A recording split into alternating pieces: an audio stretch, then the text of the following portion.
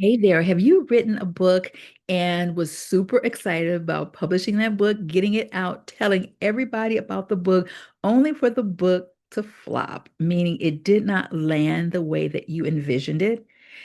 Uh, Yes, we've all been there. We've all been there. I mean, you worked so hard, you waited, you poured your heart into this book, and you knew that it was going to have great impact. Well, I want to share with you, if you're with me, I want to share with you three mistakes that many authors make when writing their books. Hey, I'm Dr. Monique Flemings, and I'm here to share with you from my own experience as well as working as a author and a publisher in my publishing company, and I want to share with you from my own experience as well. So let me say something before we get started.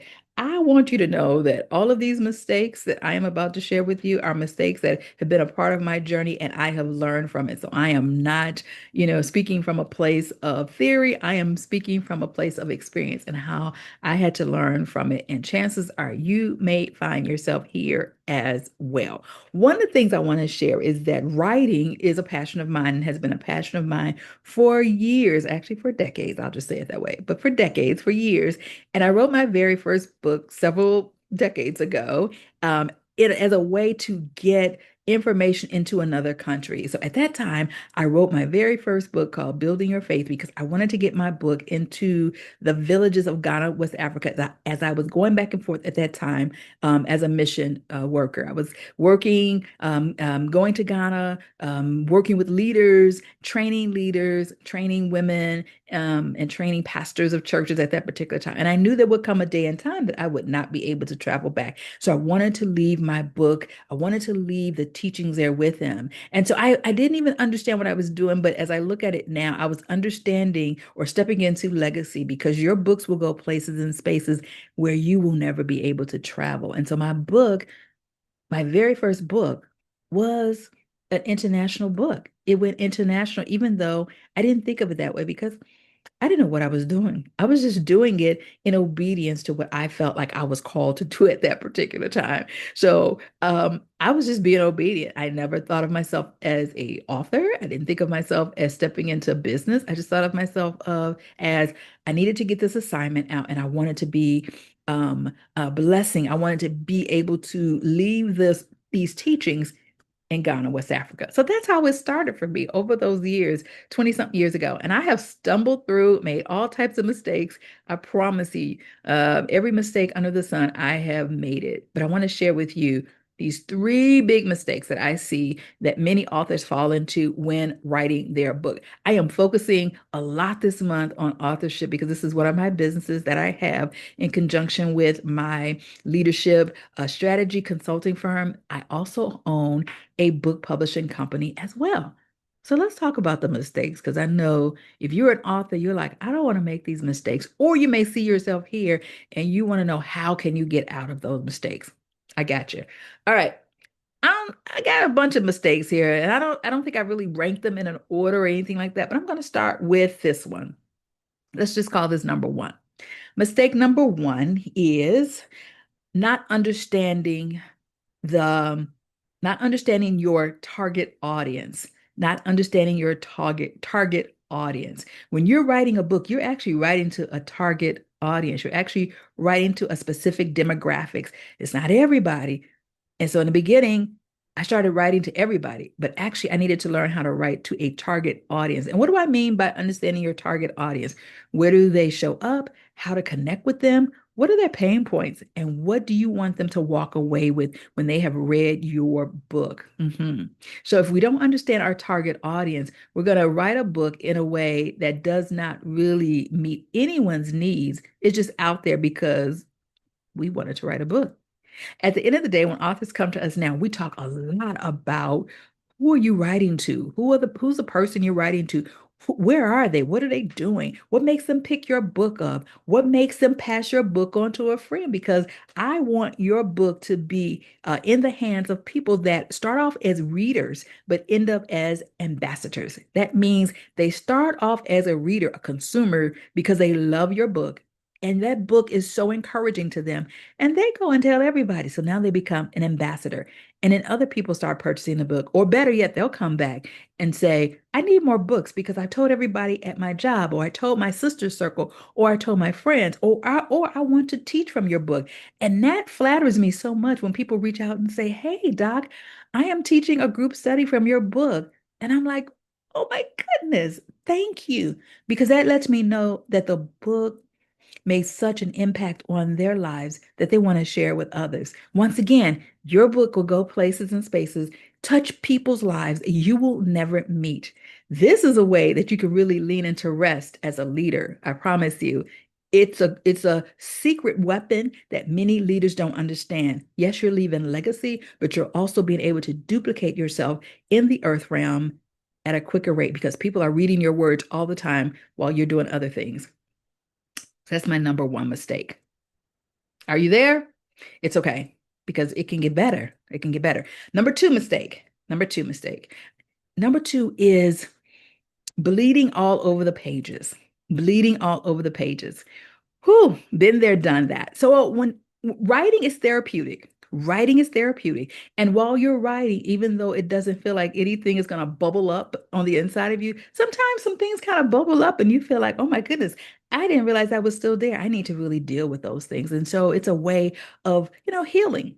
And so I have been here, I've been there where I write, and I'm writing from a place of I need to get this out, but it doesn't benefit the reader at all. It's too much, it's bloody, and it doesn't benefit them. So I tell my authors, even when I'm working with them, get it out, write it, get it out. But we're not going to publish that. We're going to go back and we're going to rewrite that chapter. We're going to go back and look at this. We're going to go back and have you really look at what's needed and necessary. This is when you know it's a bloody chapter, okay? It's a bloody chapter when you're telling so many details that the reader walks away from that chapter or even that book. Because I have some people that write entire books and they're bloody. And so it's a bloody book or bloody chapter when people read the book or the chapter and they go, oh my goodness, wow, they really went through some things. Whew, I'm glad they made it through. There's no connection there. They'll read that book, they'll put it on the shelf, and they're done with you. The difference is when you use your story in a powerful way that the reader can now identify with your pain points because they see themselves in your story. So sometimes it's not necessary, most of the time, it's not necessary to tell all the details. What's more important is to share those pain points and then to share the strategies. Now the reader says, oh my goodness, this person sees me. I can identify with this story. How did they get out of it? This is my roadmap. These are the solutions that I need. They see themselves. They put the book down, then they come back. Why? Because the solutions are in the pages. Oh, they did this, this, and this. They put the book down, they come back. Why? Because the solutions are in the pages. They tell their friends, you got to get this book. Why? Because the solutions are in the pages.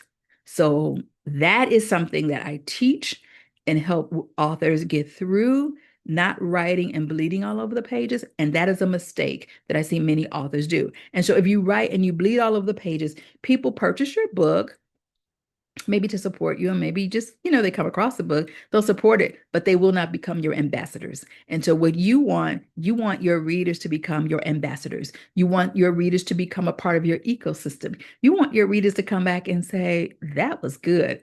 I need to talk to you. I want to buy more from you. Do you have more books? Do you have a coaching program? Can I get you to come and speak at my women's circle? Can I get you on my podcast? That's what you want your readers to do. You want your book to be that business card that says you are the content expert because you are on your subject matter. Okay, mistake number two. I think you're going to end up giving you four. So this is going to be four. How about that?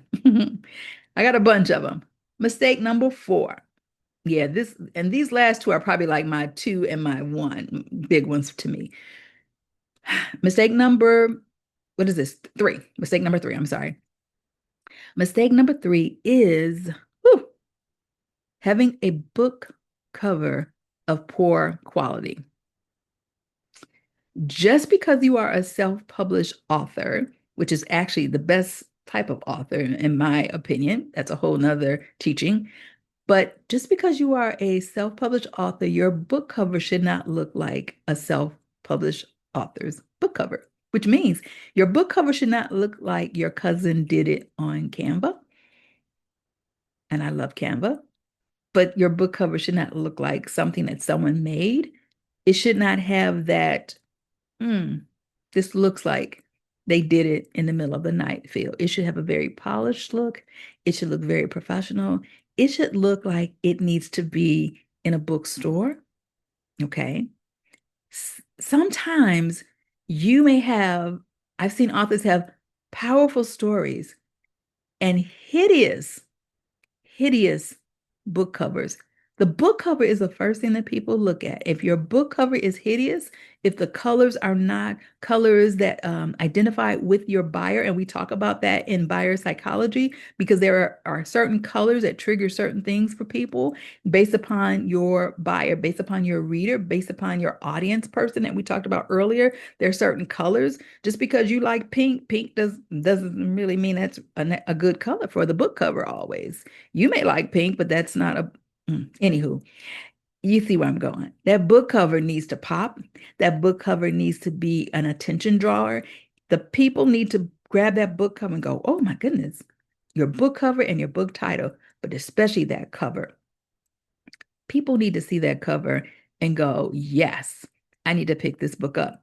But when your cover looks like, once again, it was done unprofessionally, then people go and they pass up your book. And that is so very, very important. So I promise you, even back in the day when I started out, one thing I've always spent good money on is having good graphic designers to design my book covers. And I promise you, they know I will go to war over that book cover. It has to look a certain way. It has to pop. It has, I mean, yeah, it's got to be a many things. And I've grown, I look back at some of my early book covers and they were ugly. Ooh, yeah, I said that. I probably shouldn't have. Anyway, they were interesting, and I've grown and I have evolved. Um, and the book covers have grown and evolved. And let me tell you something, just because you have a book cover that's hideous right now, you don't have to keep it, baby. You change that book cover and you call it the revised edition, or you call it edition number two or edition number three, and you keep it rolling. As times change, sometimes you have a book cover that's outdated too. So meaning you got to realize I've been publishing and writing over a couple decades now. So some of the book covers that I had early on were just outdated. They were good for that particular time. They were good for that particular audience. But as I have grown and evolved, those book covers no longer fit my brand.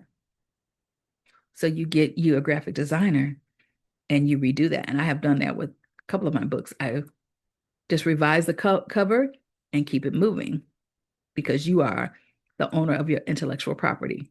The number one pet peeve, or my number one mistake, I should say, drum roll, drum roll. My number one mistake I see new and emerging authors do is place their book on Amazon thinking that that is a marketing strategy. No, ma'am, no, sir. Placing your book on Amazon is not a flex. It's a choice. I'm not against placing your book on Amazon, but when authors work with me, we talk about why. Why are we placing our book on Amazon? What is the goal of placing the book on Amazon? And how is that going to benefit you as a business owner? And I've been there because in the beginning, back that's what we did. We placed our book on Amazon and you send your book to the book graveyard because that's where they go. Mhm. So, placing your book on Amazon is not a marketing strategy. Many people think that it is. They feel like Amazon is going to market their book. I'm not quite sure. These are the conversations I have with authors, and I just kind of walk them through their process. They'll tell me Amazon's going to market their book, and I say, okay, great. When? Oh, I don't know. Okay, so it's a random marketing. It's just whenever they feel like it. Okay. And what is the payoff? What is the return? And so when you place your book on someone else's platform, you're giving them, access to your intellectual property to sell your intellectual property and then send you a check for pennies. So if that's what your goal is in writing your book, is to send your readers and to send your customers and to send people that love you and people that want to be a part of your ecosystem to another platform, then go right ahead and go on and use that Amazon. Once again, not against putting the book on Amazon. You will find some of my books on Amazon, not most of them. You won't find them there. They don't need to live there. They need to live with me. They need to live on my website or my landing pages. They need to live in my ecosystem. And so that's all about building your brand. And so that is a mistake that I think many authors fall into, and it becomes very discouraging. So when we receive authors into our publishing company that come to work with us, oftentimes they've already written the book and it just did not land the way that they expected. And when I begin to ask them about their marketing strategy, their branding strategy, the strategies that they had for post-launch of their book, they don't have it. They didn't have it. And so their marketing strategy to them is, I placed it on Amazon. Well, placing your book on Amazon is not a marketing strategy. I'll repeat that. Placing your book on Amazon is not a marketing strategy. Okay. Because then I asked why and what is the goal? And that's when I realized it's not a marketing strategy. Okay. When we work with our clients, especially around marketing and branding and all of that, we work on, after the book launches, we work on your 90-day goal plan, 6 months out as well, if you want us to do that as well. Because to be quite honest, writing the book is really the easy part. It really is. What's challenging, what's hard is the marketing, finding your audience and showing up and connecting with people and recognizing, listen, recognizing that you are now a content expert because you have written that book and people want to hear your voice. So that means we want to get you connected to podcasts and speaking on stages. That's a part of your marketing and branding. That's a part of what you want to be doing post the launch of your book, not sitting and looking at Amazon and waiting for Amazon to send you that check for pennies. Okay. So that is probably the number one mistake that I see. People feel is a great flex to say, my book is on Amazon. I cringe and I say, I hope that's not the only place your book is on. Your book should be on your platform because you're building a business, you're building an ecosystem. People come to you for your brilliance and they need to find you and not find you on Amazon. Okay. And when a person goes to purchase your book on Amazon, you actually move them into the ecosystem of someone else. So they're not going to come back into your ecosystem. You've actually lost them. So it's like, hey, I wrote your solutions. I have the problem. I have the answers to the problem that you're looking for. I have what you've been praying for. I want you to go over here and pay these other people big money to grab the solutions that I have. I want you to give your money to someone else for my intellectual property. And I'm going to wait patiently for them to send me a check for $199. Yeah. All right. Those are my my four mistakes that I see with merging authors. And like I said before, I have done all of these and many, many, many, many more. And so when you work with us in my publishing company, which is called Dream, it is spelled J-R-E-A-M, Dream Publishing and Consulting. When you work with us, we work with you to be an author who not only writes a book, but steps into your authority and your authorship and also begin to create additional revenues and streams of income from your book platform. So I am sharing. So let me know if this has been helpful for you. If you have questions, let me know your thoughts as well. This has been good. Like and share, and definitely let me know when you're ready to publish your book. Give us a call so we can dream with you.